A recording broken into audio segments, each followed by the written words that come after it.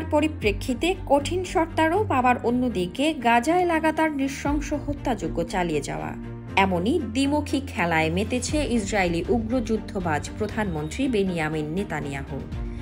গাজার নিরাপদ স্থানগুলো রেহাই পাচ্ছে না নেতানিয়াহুর সামরিক বাহিনীর বর্বরতার ছোবল থেকে। এবার ফিলিস্তিনের অধিকৃত পশ্চিম তীরের জেনিন শহরে ইসরায়েলের বর্বর আগ্রাসনে ইসলামী প্রতিরোধ আন্দোলন হামাসের 2 কমান্ডার শহীদ হয়েছেন। এই ঘটনায় আবারও ক্ষোভে ফুঁসে উঠেছে হামাস। এর জের ধরে কঠিন থেকে কঠিনতম প্রতিশোধ নেয়ার অঙ্গীকার ব্যক্ত করেছে গাজা ভিত্তিক মুক্তিকামী এই সংগঠনটি।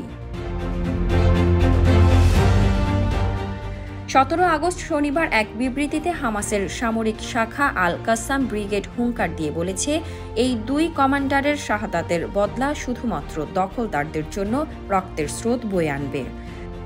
সংগঠনটির বিবৃতিতে আরও বলা হয়েছে, অধিকৃত পশ্চিম তীরের সমস্ত অংশ থেকে আল কাসাম ব্রিগেডের যোদ্ধাদের মাধ্যমে উচ্চ পর্যায়ের অভিযান পরিচালনা করা হবে।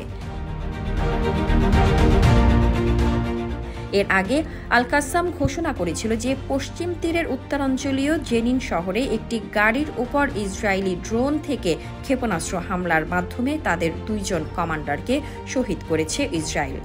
শহীদ 2 কমান্ডারের নাম রাফাত মাহমুদ দাওয়াসি এবং আহমেদ ওয়ালিদ আবু ওরা। এদিকে নেতানিয়াহুর যুদ্ধবিরতি ও জিম্মি মুক্তি নিয়ে নানাবিধ টালবাহানা ধীরে ধীরে সকলের চোখে পড়তে শুরু করেছে।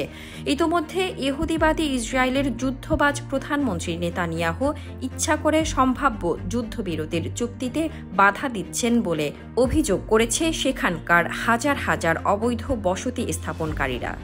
শনিবার ইসরায়েলের রাজধানী তেল আবিব, হাইফা এবং আরও কয়েকটি গুরুত্বপূর্ণ শহরে তারা বিক্ষোভ মিছিল সমাবেশ করে এবং হামাসের সাথে দ্রুত বন্দি বিনিময় চুক্তি করার দাবি জানায়।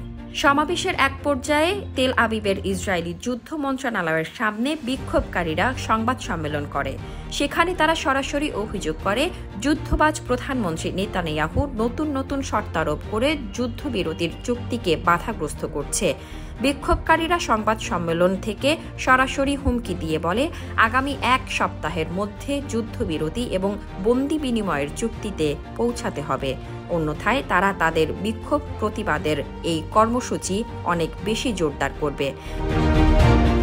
হাইফা নগরীর এক বিক্ষোভকারী বলেছে, সম্ভবত এটাই চুক্তি করার সর্বশেষ সুযোগ, তাই নেতানিয়াহুকে এবার হামাসের সাথে চুক্তিতে যেতেই হবে, অন্যথায় তার বিরুদ্ধে এই বিক্ষোভ আরও প্রবল আকার ধারণ করবে।